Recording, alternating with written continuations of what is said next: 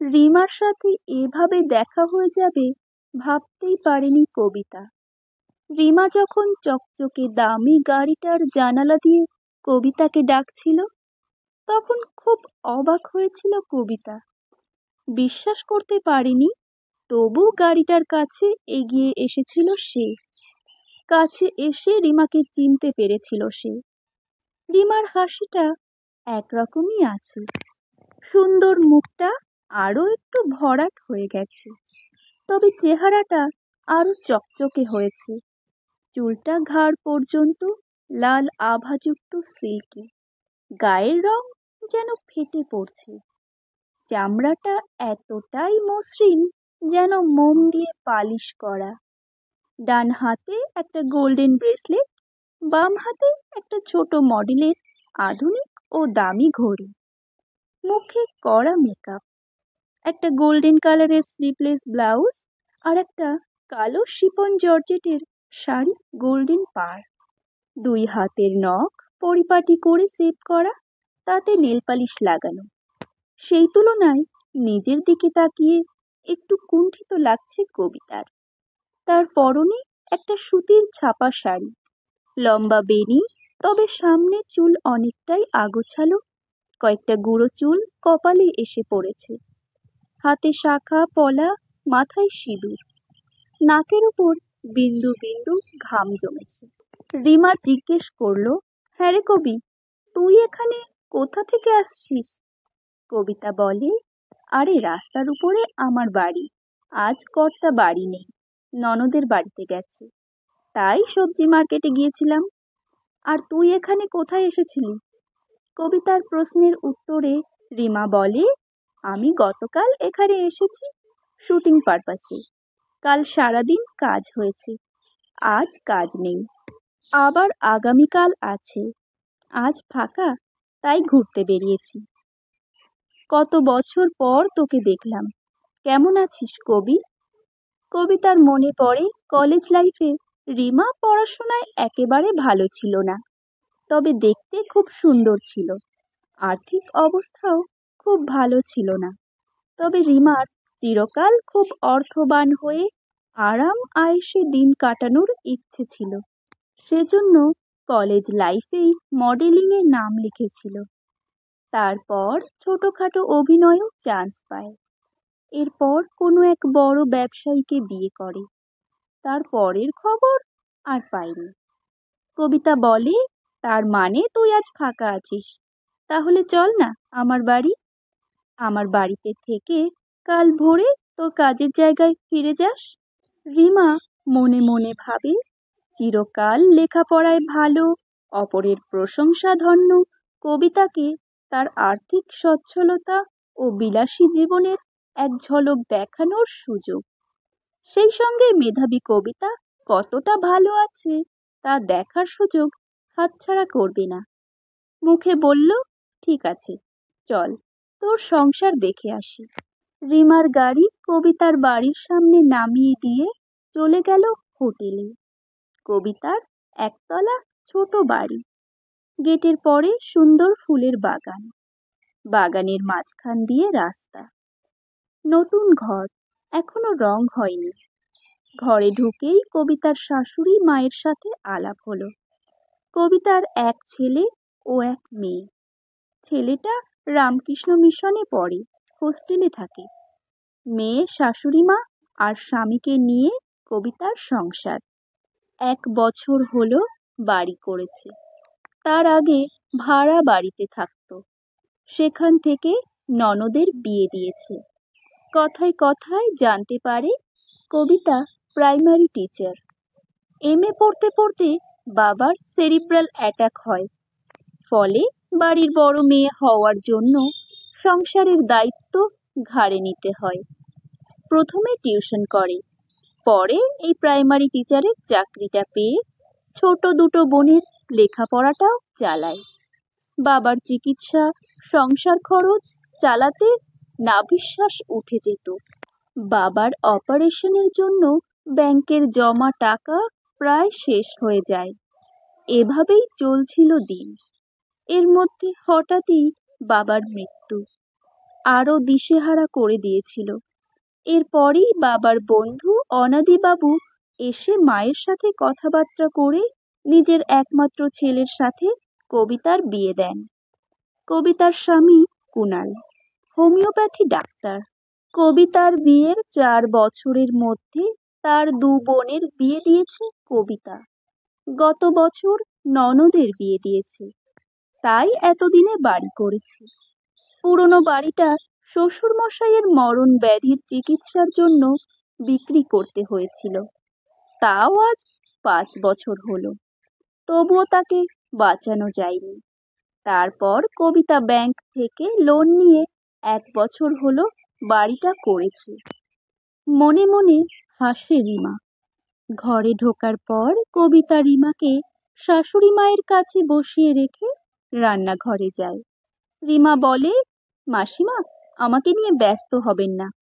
কবিতার শাশুড়ি মাধবী দেবী বলেন, তুমি আমার বৌমার বান্ধবী, মানে আমার খুব আদরের।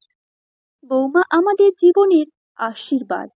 আমার স্বামীর কাছ থেকে পাওয়া এটাই আমার সব থেকে ভালো উপহার।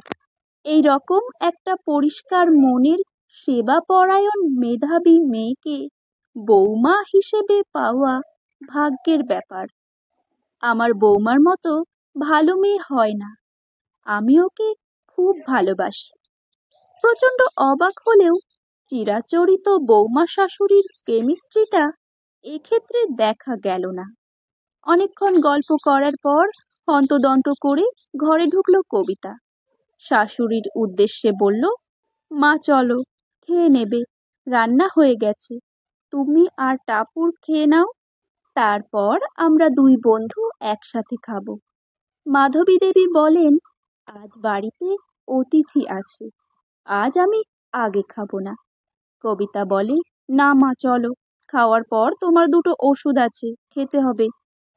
এরপর মাধবী দেবী রিমাকে বলে, দেখেছো তোমার বন্ধু আমাকে কেমন মিলিটারি শাসনে রাখে।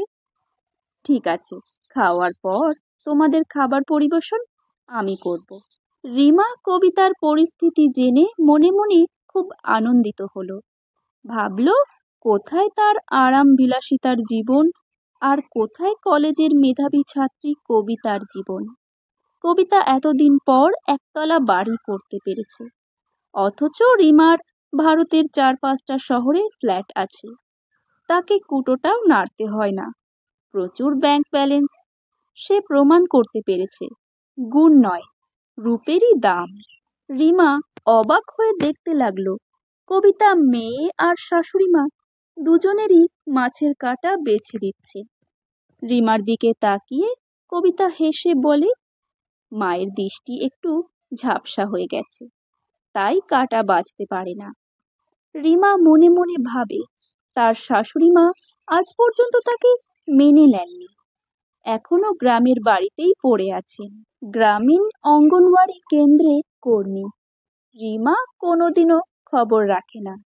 গত বছর সৌরভ, মানে রিমার স্বামী, গ্রামের বাড়িতে কিছু টাকা পাঠাতে চেয়েছিল বাড়িটা সারাই করবার জন্য, কিন্তু রিমা অশান্তি করে সব বন্ধ করে দিয়েছিল।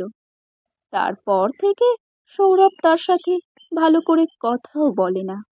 সৌরভ তার কাছে খুব কম থাকে, মাসে 1 দিন বা 2 দিন, বাকি সময় বাইরে। নানান শহরে তার ব্যবসা রয়েছে, সেখানে ব্যবসার কাজে যায়। ঘরে থাকলেও নিজের রুমে থাকে, কুকিং স্টাফরা তার রুমে খাবার সার্ভ করে। ফলে রিমার সাথে মাসে 10টাও কথা হয় না। তাতে রিমার কিছু যায় আসে না। প্রতি মাসে 5 লাখ টাকা সৌরভ রিমার অ্যাকাউন্টে দিয়ে দেয়।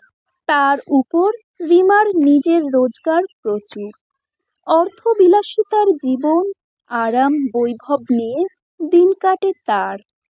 তাদের সঙ্গে সমস্যা শুরু হয়েছিল রিমার সন্তান ধারণ নিয়ে। সৌরভ একটা বাচ্চা চায়, রিমা ওসব ঝামেলা নিতে চায় না। অনেক বুঝিয়েও রাজি করাতে পারেনি সৌরভ। কবিতার সাথে রিমা খেতে বসে কাঁসার থালা বাটিতে। সাবেকি খাবার রিমাকে স্মৃতিপথে টেনে নিয়ে গেল।